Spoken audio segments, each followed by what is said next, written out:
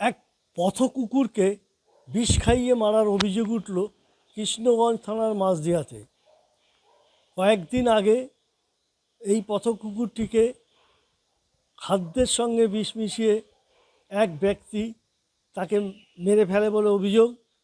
ওই কুকুরটির আজ ময়নাতদন্ত হয়েছে এবং ঘটনার অভিযোগ দায়ের করেছেন কৃষ্ণগঞ্জ থানায় নিলয় দাস নামে এক ব্যক্তির বিরুদ্ধে বুবাই দাস নামে এক ব্যক্তি।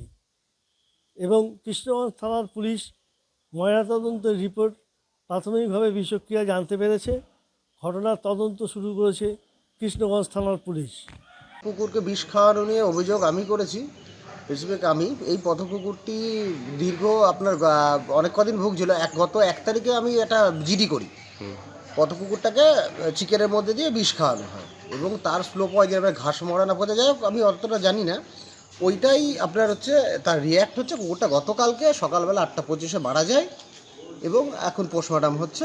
অভিযোগকারী আমি।